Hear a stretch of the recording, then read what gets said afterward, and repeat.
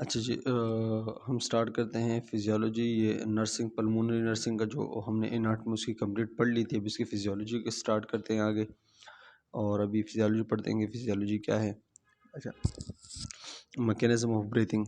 भाई mechanism of breathing क्या है? भाई मैकेनिज्म ब्रीथिंग ये है कि भाई सांस लेना, इंस्पायर करना और एक्सपायर करना, ये मैकेनिज्म होता है ब्रीथिंग का। इंस्पायरेशन जो होती है वो एक्टिव प्रोसेस होती है। इसको एक्टिव प्रोसेस क्यों कहते हैं? क्योंकि जब हम एयर को इंस्पायर करते हैं, सांस लेते हैं, तो एनर्जी की ज़रूरत होती है, तो इसलिए इसको एक्टिव प्रोसेस कहा जाता है।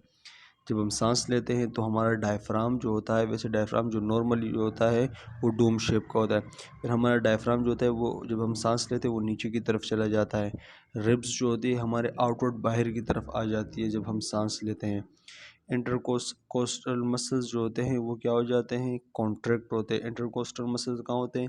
ये दो रिब्स के दरमियान जो मसल्स होते हैं सांस लेने के दौरान वो क्या हो जाते हैं? कॉन्ट्रैक्ट हो जाते हैं। ठीक है। और हमारे जब हम सांस लेते हैं तो इंट्राथोरेसिक प्रेशर लोअर हो जाता है। हमारे थोरेसिक के अंदर जो प्रेशर होता है वो सांस जब हम लेते हैं तो उसके दौरान वो प्रेशर क्या हो जाता है? वो कम हो जाता है। नॉर्मली जो इंटरप्लूरल प्रेशर होता है, प्लूरल प्रेशर जो होता है वो नॉर्मली 4 mmgh होता है, और एटमॉस्फेरिक प्रेशर के मुकाबले में ये कम होता है। ठीक है। Lungs expanded. जब हम सांस लेते हैं तो हमारे लंग्स जो होते हैं एक्सपेंडेड हो जाते हैं, फैल जाते हैं, बढ़ जाते हैं। इसका वॉल्यूम जो होता है लंग्स का वो इंक्रीज़ हो जाता है, और इसका जो अंदर प्रेशर होता है वो डिक्रीज़ हो जाता है सांस लेने के दौरान।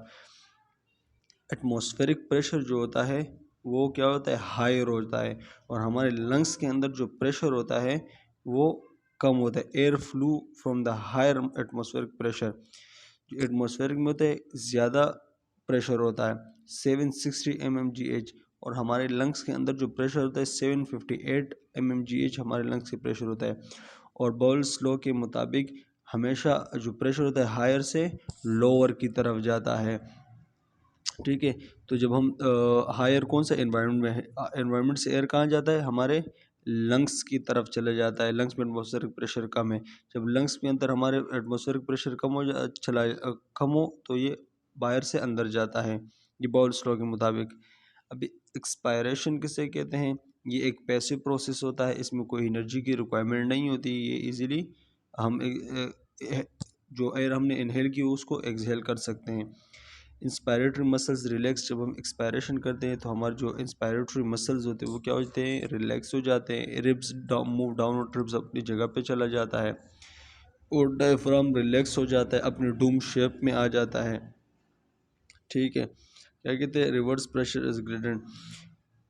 जो हमारा प्रेशर होता है ना, रिवर्स प्रेशर ग्रेडेंट, जब एनवायरनमेंट में हमने देखा 760 प्रेशर था, और हमारे लंग्स के अंदर कितना था? 758 प्रेशर था। हायर से लोअर की तरफ प्रेशर गया। जब वहाँ से हमारे लंग्स के अंदर प्रेशर चला जाता है तो हमारे लंग्स का प्रेशर क्या हो जाता है?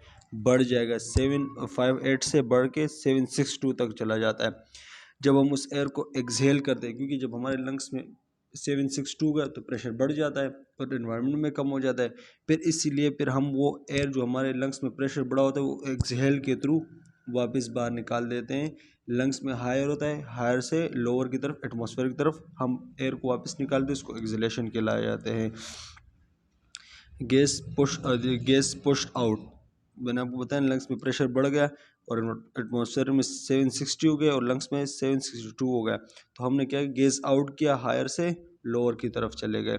और लंग्स में प्रेशर कैसे बढ़ा? क्योंकि जब हमने एनवायरनमेंट से एयर जो थी वो इनहेल की, उसकी वजह से वो लंग्स का प्रेशर बढ़ गया। अच्छा, ये आपको पिक्चरों में दिखाया जा रहे होंगे कि भाई जब हम क्या कहते हैं इनहेलेशन करते हैं तो हमारे जो मसल्स जो होते हैं वो कॉन्ट्रैक्ट होते हैं, डायफ्राम जो होता है वो डाउनवर्ड चला जाता है और कॉन्ट्रैक्ट होकर डाउनवर्ड चला जाता है। इसी तरह हमें बताया जा रहा है जब हम एक्सेलेशन करते हैं तो हमारा जो डायफ्राम है वो रिलैक्स हो जाता है, अपनी जगह पे आ जाते हैं। सारी चीज़ें जो मैंने भी बताई है आपको आगे। रिस्पायरेशन किसे कहते हैं? भाई रिस्पायरेशन यहाँ पे एक्स्ट्रा या रिस्पायरेशन कहलाई जाती है, पल्मोनरी रिस्पायरेशन भी उसको कहते हैं, इंट्रोप रिस्पायरेशन कहलाई जाती है, और या सेलुलर रिस्पायरेशन कहलाई जाती है। एक्सटर्नल रिस्पायरेशन या pulmonary respiration exchanging of O2 and CO2 between the respiratory surface and the blood of breathing। कहते हैं जब वो एयर की एक्सचेंजिंग जो एनवायरनमेंट और हमारे लंग्स के अंदर जो एल्विलाई होती है या ब्लड, उनके दरमियान जो एक्सचेंजिंग होती है कार्बन डाइऑक्साइड और ऑक्सीजन की एक्सचेंजिंग होती है, उसको हम एक्सटर्नल या पल्मोनरी रिस्पायरेशन कहलाते हैं। आगे इसको और भी थोड़ा मैं एक्सप्लेन करता हूँ। अच्छा, इंटरनल रिस्पायरेशन किसे कहते हैं? कहते हैं exchanging of O2 and CO2 between the blood and cell. जब हमने एयर को हमने ऑक्सीजन लिया, ऑक्सीजन हमारे लंग्स में चला गया, वहाँ पर लंग्स के अंदर एवलाई के अंदर उसकी एक्सचेंजिंग हो गई और वहाँ पर जो ब्लड हुआ उसमें ये ब्लड शामिल हुआ। जो लंग्स के अंदर ब्लड वो ऑक्सीजनेट हो गया।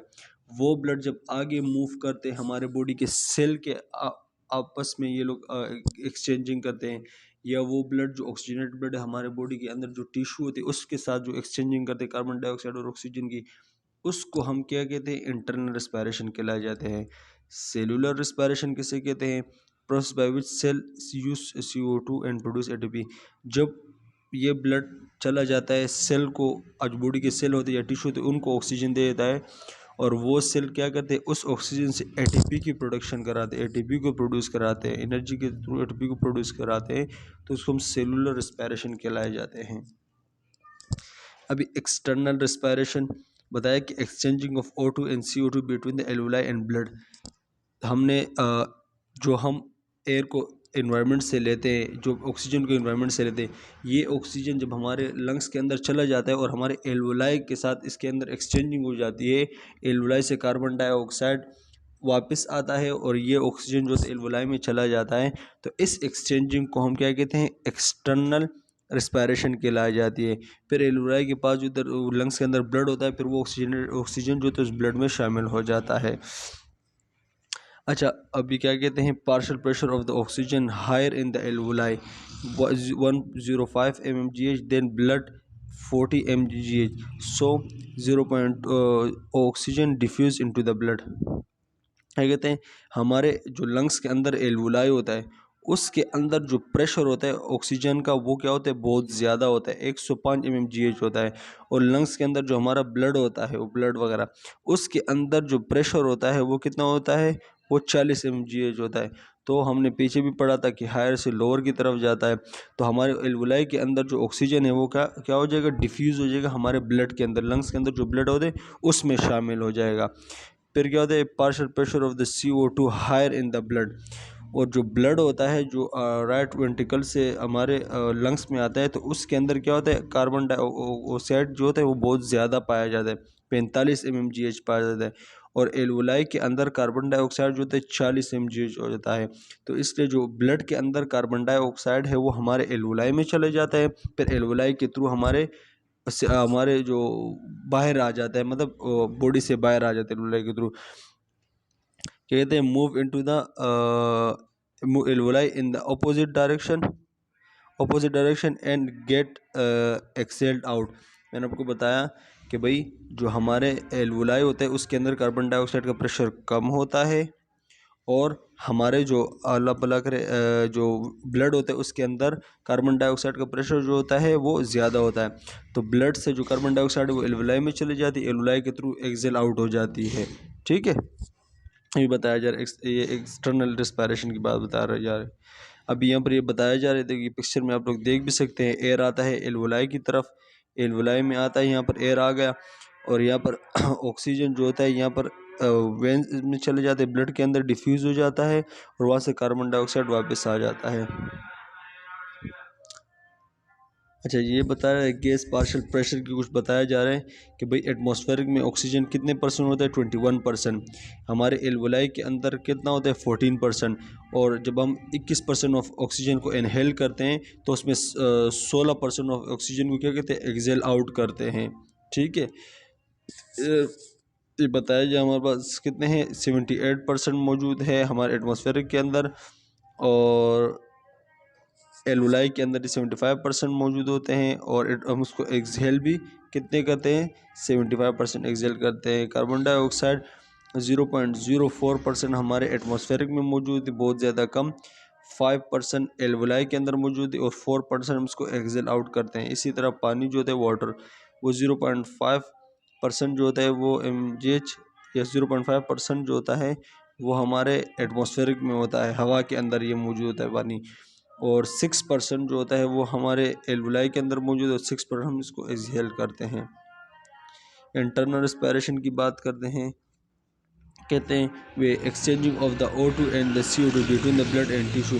वो हमारे लंग्स के अंदर जो ब्लड था जिसको ऑक्सीजन डिफ्यूज़ हो गया, ऑक्सीजन उसमें चला गया होता है, वो ब्लड जब आगे फर्दर मूव करता है, वो जब हमारे बॉडी के टिश्यू या सेल उनके साथ जब उसकी एक्सचेंजिंग होती है, कार्बन डाइऑक्साइड और ऑक्सीजन की एक्सचेंजिंग होती है ब्लड और टिश्यू के दरमियान, उस एक्सचेंजिंग को हम क्या कहते हैं, इंटरनल रेस्पिरेशन कहलाई जाती है।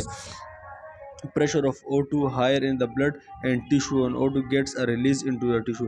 क्या कहते हैं, हमारे जो ब्लड होता है उसके अंदर ऑक्सीजन, क्योंकि वो ऑक्सीजनेटेड हो गया होगा, उसके अंदर ऑक्सीजन की तादाद जो होती है बहुत ज़्यादा हो गई होती है और हमारे टिश्यू के अंदर क्या होती है, कम होती है।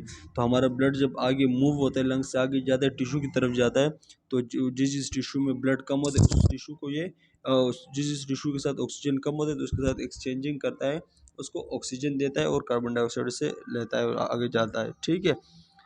Pressure of the CO2 higher in the tissue in the blood and diffuse in the opposite direction into blood. वही मैंने आपको बताया कि फिर टिश्यू के अंदर कार्बन डाइऑक्साइड की तादाद ज़्यादा होती है, वो क्या होता है, वापस ब्लड में आ जाता है और डिफ्यूज़ होकर ब्लड में आ जाता है और ब्लड से ऑक्सीजन जो होता है वो आपका अल्लाह भला करे हमारे टिश्यू में चला जाता है। कहते हैं carbon dioxide is the waste product. Carbon dioxide जो थी बिल्कुल वेस्ट प्रोडक्ट होती है और ब्लड के थ्रू हमारे कहाँ आती है, हमारे राइट आर्टरियम में, राइट आर्टरियम से राइट वेंट्रिकल और फिर लंग्स पे, लंग्स के थ्रू फिर एल्वुलाई के जरिए बाहर चली जाती है। Oxygen is use in cellular respiration. ये पल्मोनरी रेस्पिरेशन, ये आप पिक्चर में आप लोग देख भी सकते हो, ये आप लोगों को नज़र आ रहा होगा कि O2 जो होता है वो बाहर एल्वुलाई से वेंस की तरफ जा रहा होता है और उससे कार्बन डाइऑक्साइड जो होती है एल्वुलाई की तरफ आ रही होती है और बाहर फिर जाने के लिए होती है। ठीक है। अच्छा, गैस ट्रांसपोर्ट इन ब्लड, क्या कहते हैं, कार्बन डाइऑक्साइड। कहते हैं कार्बन डाइऑक्साइड जो होता है ये गैस जो होते हैं हमारे ब्लड के अंदर किस तरह ट्रांसपोर्ट होते हैं, एक जगह से दूसरी जगह जा रहे होते हैं, इस बताया जा रहा है। पहली पे कार्बन डाइऑक्साइड गैस की बात हो रही है। कह रहे carbon dioxide 70% is the bicarbonate ion dissolve in a plasma. कहते हैं ये कार्बन डाइऑक्साइड जो होता है एज अ बायोकार्बोनेट की शक्ल फॉर्म में हमारे 70% हमारे प्लाज्मा के अंदर ये डिजोल्व होता है। 23% बाउंड हमारे हीमोग्लोबिन के साथ कार्बन डाइऑक्साइड बाउंड हो जाता है 23%, और 7% of as a carbon dioxide 7% खुद ही अपनी शक्ल में डिजोल्व होता है हमारे प्लाज्मा के अंदर। ऑक्सीजन की बात हो रही है, oxygen 99% bound to the haemoglobin.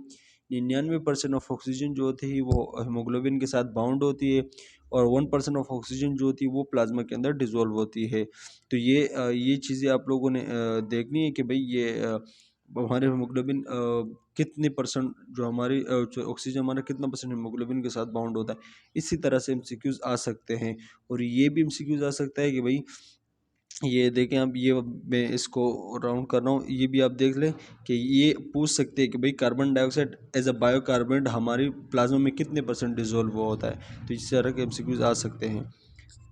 Control of breathing, respiration center is the reticular formation of the brain stem।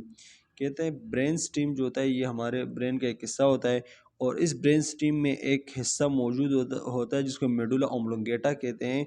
और वो मेडुला ऑब्लोंगेटा जो होता है हमारा रिस्पायरेटरी कंट्रोलिंग सेंटर है, वो हमारे रिस्पायरेटरी को कंट्रोल करता है, उसको प्रॉपर करता है।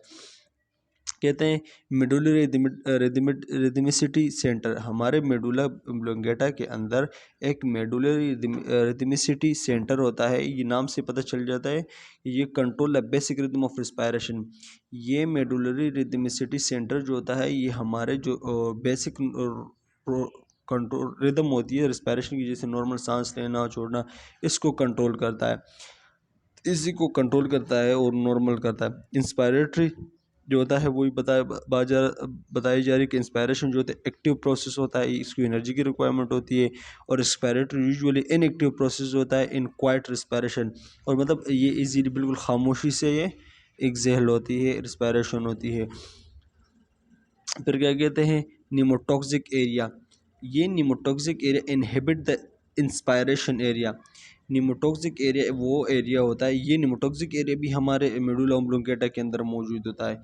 ये क्या कहते हैं, इनहिबिट करता है, रोकता है किस चीज़ को, इंस्पायरेटरी एरिया को रोकता है कि भाई इंस्पायरेशन ना करो, उसको रोकता है। अच्छा, क्या कहते हैं apneustic area, apneustic area stimulate the inspiratory area in prolong inspiration. देखो ये एपनियोस्टिक एरिया क्या होता है, ये एपनियोस्टिक एरिया क्या करेगा, हमारा जो रिस्पायरेटरी एरिया होता है, इसी मेडुला ओब्लोंगेटा के अंदर रिस्पायरेटरी एरिया जो, तो जैसे मेडुलरी रिदमिसिटी सेंटर होता है, ये जाके उसको स्टिमुलेट कर देगा कि भाई प्रोलॉन्ग सांस लो, लंबी सांस लो। अगर किसी इंसान को फॉर एग्जांपल अस्थमा का पेशेंट हो तो उसको सांस लेने में बड़ा मसला होता है, तो फिर ये एपनियोस्टिक एरिया जो होता है ये क्या करता है, ये मेडुलरी रिदमिक सेंटर को स्टिमुलेट करता है और उसको कहता है कि भाई प्रोलॉन्ग लंबी इंस्पायरेशन लो, लंबी लंबी इंस्पायरेशन लो कि ज़्यादा से ज़्यादा ऑक्सीजन बॉडी के अंदर आए और ज़्यादा से ज़्यादा कार्बन डाइऑक्साइड बॉडी से बाहर जाए। तो इस तरह ये तीनों एरिया जो होते हैं ये हमारे कहाँ पे होते हैं, ब्रेन स्टीम में होते हैं। ब्रेन स्टीम के अंदर कौन से हिस्से में होते हैं, मेडुला ओब्लोंगेटा। और मेडुला ओब्लोंगेटा क्या है, वो हमारा कंट्रोल सेंटर है ब्रीथिंग का। अच्छा, regulation of the respiratory centre. अच्छा, क्या कहते हैं chemical regulation most important and centre and peripheral chemoreceptor. को इस तरह कुछ कीमोरिसेप्टर्स होते हैं, कुछ कीमोरिसेप्टर होते हैं जो क्या करते हैं, हमारे रेगुलेट करते हैं, रेस्पिरेटरी सेंटर को रेगुलेट करते हैं। अच्छा, ये देखते हैं, ये कुछ ऐसे कीमो रिसेप्टर होते हैं जो डिटेक्शन का काम करते हैं, डिटेक्ट करते हैं, जो हमारी बॉडी के अंदर कार्बन डाइऑक्साइड का लेवल बढ़ जाता है तो उसको डिटेक्ट करते हैं। ये एग्जांपल दी गई है कि most important factor is CO2 and pH। ये दोनों मोस्ट इंपॉर्टेंट फैक्टर होते हैं। कहते हैं जब हमारे आर्टरीज के अंदर कार्बन डाइऑक्साइड का लेवल बढ़ जाता है, वो क्या करते हैं, उसकी वजह से क्या काज हो जाता है, हमारे जो सेरेब्रोस्पाइनल फ्लूइड होता है उसके अंदर एसिडिटी का लेवल बढ़ जाता है। In arterial CO2 is increase and cause the in acidity of the cerebrospinal fluid.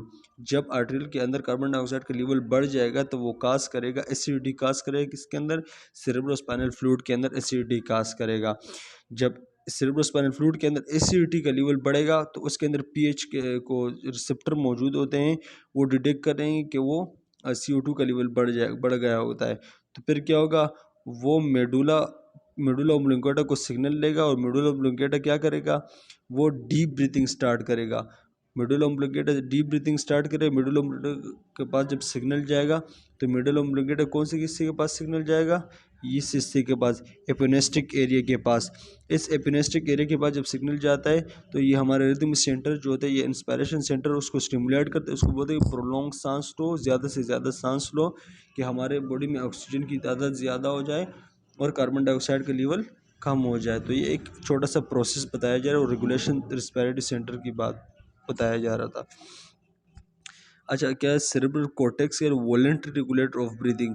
ये सेरेब्रल कॉर्टेक्स जो होते हैं ये voluntary regulation of the breathing करते हैं, वॉलंटरी हमारे ब्रीथिंग को भी रेगुलेट करते हैं, जो हमारा सेरेब्रल कॉर्टेक्स है। ठीक है। अच्छा, इन्फ्लेशन रिफ्लेक्स किसे कहते हैं, stretch receptor in the wall of the bronchi and bronchioles.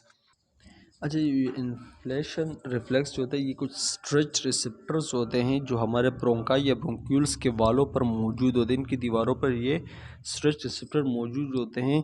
ये हमारे ब्रोंकाई या ब्रोंक्यूल्स को या लंग्स को इतना ही स्ट्रेच होने देते जितना वो हो सकता है, ज़्यादा स्ट्रेच होने नहीं देते। जब हम इनहेलेशन करते हैं तो वो प्रॉपरली उसको इतने स्ट्रेच होने देते, ज़्यादा नहीं होते, क्योंकि उसकी वजह से क्या होता है, वो पटने की भी ख़तरे हो सकते हैं और भी मसले क्रिएट हो सकते हैं। तो इंस्पायरेशन के दौरान उसको उतने इन्फ्लेट होगा जितना वो स्ट्रेच हो सकते हैं, उससे ज़्यादा नहीं होगा। तो स्ट्रेच इन्फ्लेशन रिफ्लेक्स इसे कहते हैं।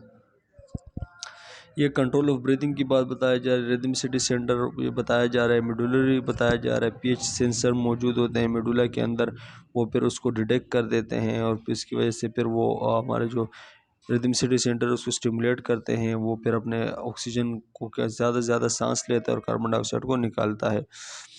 अच्छा, रिस्पायरेटरी ट्रैक्ट डिसऑर्डर्स की अगर हम बात करते हैं, रिस्पायरेटरी ट्रैक्ट डिसऑर्डर्स अभी हमने एनाटमी भी कंप्लीट कर ली, फिजियोलॉजी भी कंप्लीट कर ली, आई होप आप लोगों को समझ आ गया होगा। अभी हम रिस्पायरेटरी ट्रैक्ट के जो डिजीज़ होते हैं उसके बारे में पढ़ते हैं।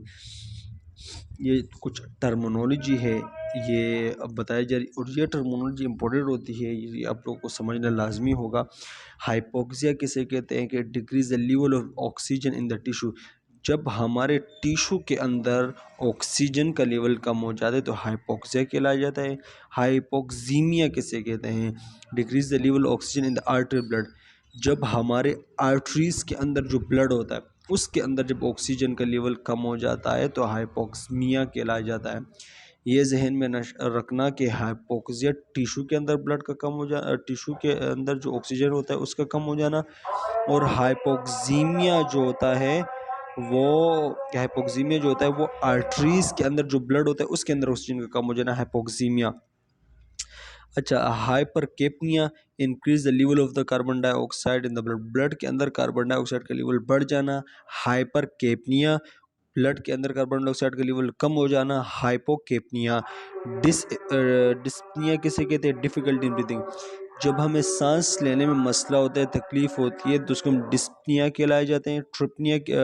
ट्रकिपनिया किसे कहते हैं, रैपिड रेट ऑफ ब्रीथिंग। जब हम रिपीट जब ज़्यादा से ज़्यादा ज़ोर ज़ोर से जल्दी जल्दी सांस लेते हैं, रिपीटली सांस लेते हैं, तो उसको हम क्या कहते हैं, ट्रकिपनिया। ये वर्ड, ये टर्मिनोलॉजी, इसी टर्मिनोलॉजी से एमसीक्यूज बनते हैं।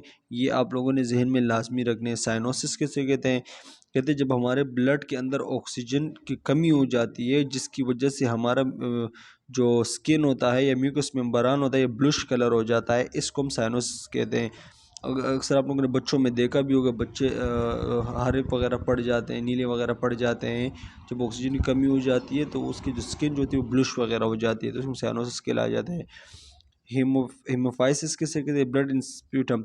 जब हमारे स्प्यूटम जो होता है उसके अंदर जब ब्लड आती है, मतलब थूक वगैरह के अंदर जब ब्लड आती है, ब्लड आता है, तो उसको हम क्या कहते हैं, हीमोफाइसिस कहलाया जाता है, हीमोफाइसिस कहलाया जाता है। ये टर्मिनोलॉजी आप लोग देख लेना लाजमी।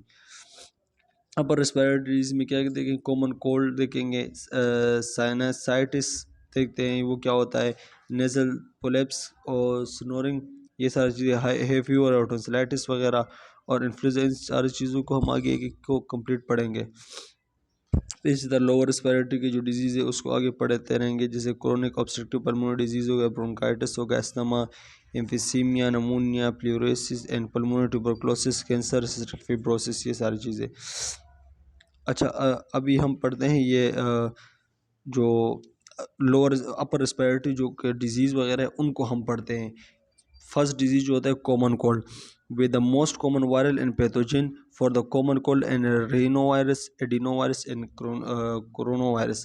कहते हैं ये कॉमन कोल्ड जो होता है ये मोस्ट कॉमन होता है, बहुत ज़्यादा कॉमन होता है, और ये वायरल पैथोजन की वजह से होता है। वो कौन कौन से वायरल पैथोजन हैं, जैसे रिनोवायरस, एडिनोवायरस और क्रोनोवायरस की वजह से कॉमन कोल्ड होता है, और ये मोस्ट कॉमन होता है, होता जाता है। This virus tend to seasonal variation in their peak incidence. कहते हैं ये वायरस जो है कॉमन कोल्ड ज़्यादातर सर्दियों में इसका एक सीज़न होता है, उस सीज़न के मुताबिक ये आता है और ये अपने पीक पे जाता है, वैसे आम होता नहीं। और ज़्यादा कॉमन कोल्ड जो होता है ये सर्दियों के मौसम में होता है। They gain into the body through the nasal mucosa and surface of the eye. कहते हैं ये हमारी बॉडी में इंटर कैसे होता है, हमारे म्यूकोसल नेजल के म्यूकोसा के थ्रू, या हमारे जो आई के सरफेस होते हैं इसके थ्रू हमारी बॉडी में इंटर होता है, और ये एक पर्सन से दूसरे पर्सन के में फैल सकता है, रिस्पायरेटरी सिक्रीशन के थ्रू एक इंसान से दूसरे इंसान में फैल सकता है। और इसके मैनिफेस्टेशन कौन कौन से होते हैं कॉमन कोल्ड के, रिनाइटिस हो जाएगा। रिनाइटिस किसे कहते हैं, inflammation of the nasal mucosa. ये टर्मिनोलॉजी आप लोग लाजमी देखना कि रिनाइटिस किसे कहते हैं। रिनाइटिस कि जब हमारे नेज़ल म्यूकोसा जो नेज़ल की जो म्यूकोसा की लाइनिंग होती है इसके अंदर जब इन्फ्लेमेशन हो जाती है तो उसे रिनाइटिस कहलाई जाती है। और साइनसाइटिस किसे कहते हैं, inflammation of the sinus mucosa. जो हमारे साइनस होते हैं, पैरानेजल साइनस होते हैं, 4 पैरानेजल साइनस होते हैं, इसकी म्यूकोसा के अंदर इसकी जो वो होती है इसके अंदर इन्फ्लेमेशन आ जाता है तो साइनसाइटिस कहलाया जाता है। फेरेंजाइटिस फेरिंग्स के अंदर या थ्रोट के अंदर, फेरिंग्स और थ्रोट एक ही चीज़ है, इनके अंदर कोई इन्फ्लेमेशन आ जाए तो उसको हम फेरेंजाइटिस कहलाया जाता है। और उसके साथ क्या कहते हैं, हेडेक वगैरह होता है, और नेज़ल डिस्चार्ज होता है या नेज़ल कंजेशन। नेज़ल डिस्चार्ज जो होता है नाक के बहनों के, नेज़ल कंजेशन जो होता है वो नाक जब बंद हो जाती है उसको कहलाई जाती है। कॉमन कोल्ड के कुछ सिम्टम होते हैं। इन्फ्लुएंजा वो कॉमन कोल्ड। इन्फ्लुएंजा क्या है, अब वो कॉमन कोल्ड क्या है। इन्फ्लुएंजा जो होता है is a most common cold, influenza and common cold both are respiratory, ये दोनों जो होते हैं ये रिस्पिरेटरी की बीमारियाँ होती है और मुख्तलिफ वायरस की वजह से ये दोनों होती है। Will they share same similarity in symptom, इनके साइंस सिम्टम वो तकरीबन एक जैसे होते हैं। दे की डिफरेंस बिटवीन टू, मगर इसके अंदर जो की डिफरेंस होता है वो हम आपको बताते हैं कि इसका की डिफरेंस यही है कि ये सिर्फ अलग अलग वायरस की वजह से होता है। की डिफरेंस, बाकी इनके सिम्टम वगैरह तकरीबन एक जैसे होते हैं। इन्फ्लुएंजा की बात हो रही है तो cause by the influenza virus and primary influenza A और बी।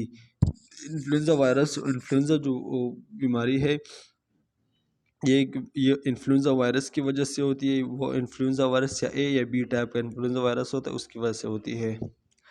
कॉमन कोल्ड की बात कर रहे हैं, ये काज बाय द वायरस, हमने पीछे भी पढ़ा था कि भाई ये रीनो वायरस, कोरोना वायरस और एडिनो वायरस इनकी वजह से होता है। तो ये मेन डिफरेंस यही है कि इन्फ्लुएंजा वायरस की वजह से होगा और कॉमन कोल्ड इन तीन वायरसों की वजह से होता है। अभी कहते हैं ऑनसेट और सीवियरिटी, कि भाई ये कब हो जाता है और कितने सीवियरिटी तक चला जाता है, ये किसी बात हो रही है। ये डिफरेंस हम इन्फ्लुएंजा और कॉमन कोल्ड की चल रहे हैं अभी। Influenza sudden onset and symptom, influenza जो होता है वो अचानक से स्टार्ट होता है, उसके सिम्टम भी अचानक से स्टार्ट हो सकते हैं। More severe than common cold, और ये कॉमन कोल्ड के हवाले से ज़्यादा नुकसानदेह होता है। मतलब जो इन्फ्लुएंजा हो जाता है तो इसके जो तकलीफ़ात होते हैं वो कॉमन कोल्ड से थोड़े ज़्यादा होते हैं। Common cold gradually onset as symptom and usually milder and compound to the flu।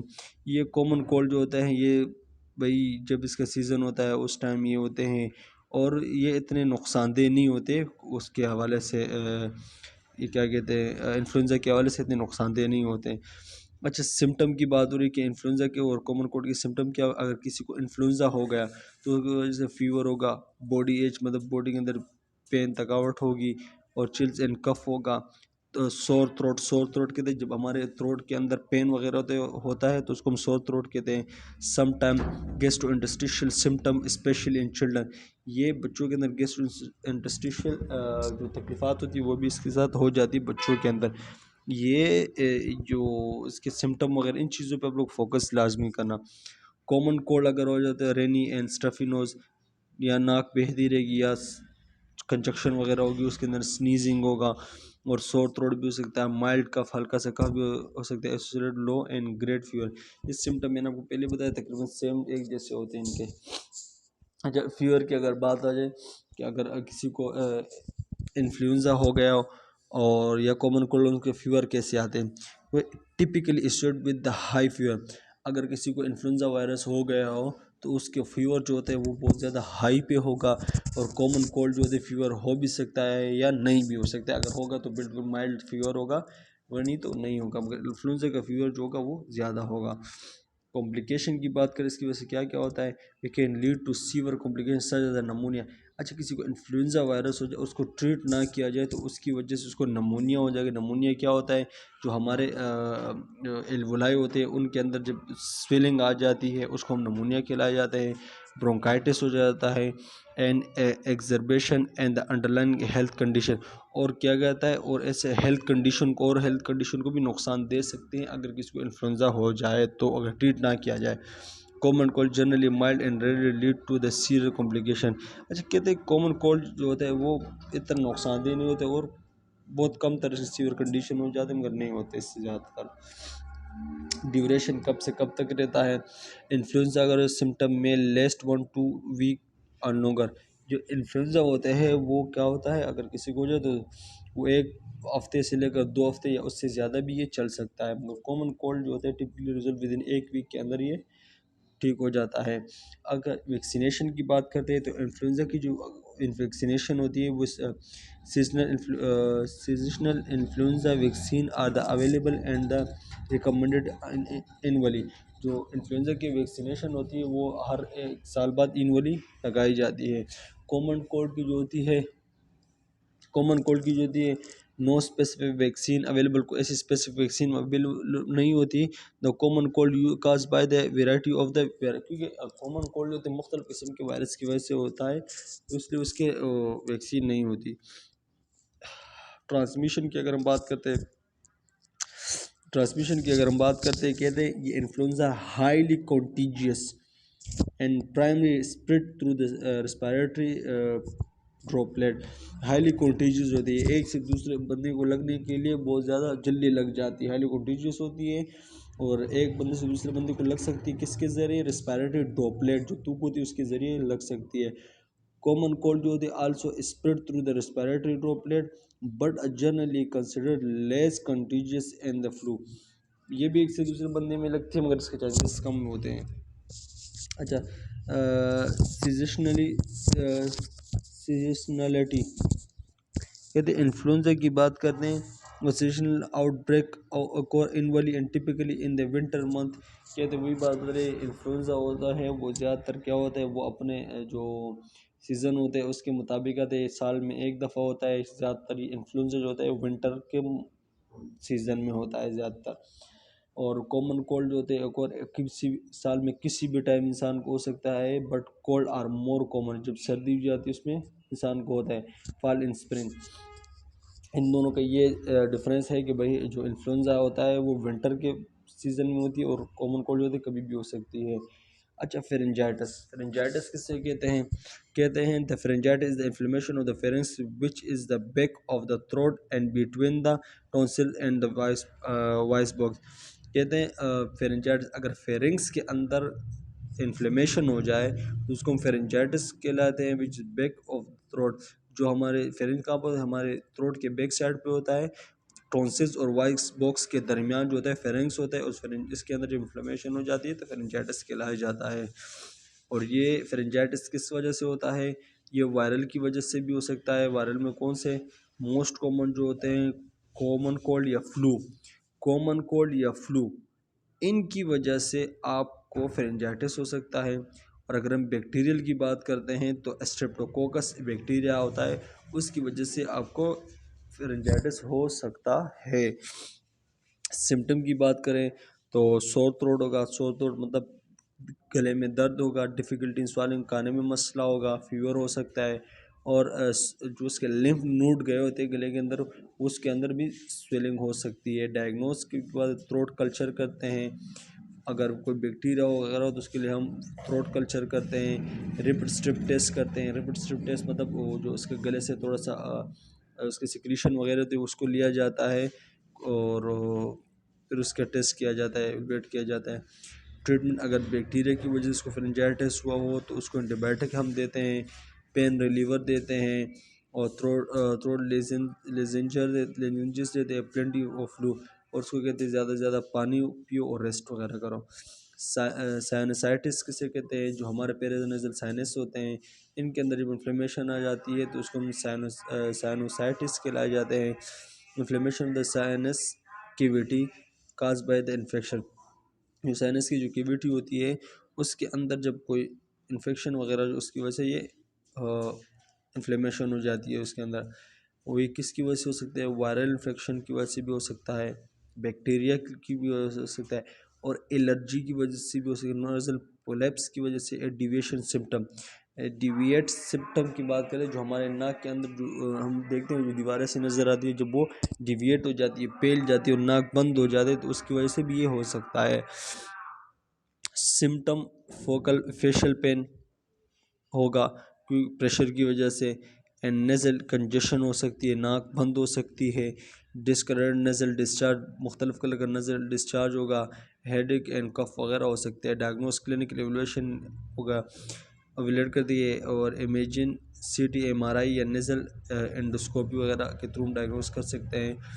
Treatment, अगर बैक्टीरियल होगा तो एंटीबायोटिक्स देते हैं, पेन रिलीवर या नेज़ल डिकंजेस्टेंट मतलब जो नाज़ल अगर बंद हुआ तो उसको नाक को खोलने के लिए जो दवाई दी जाती है उसको नेज़ल डिकंजेस्टेंट कहते हैं, फॉर एग्जांपल ज़ाइनोसिन जो आती है, और सिलाइन नेज़ल इरिगेशन।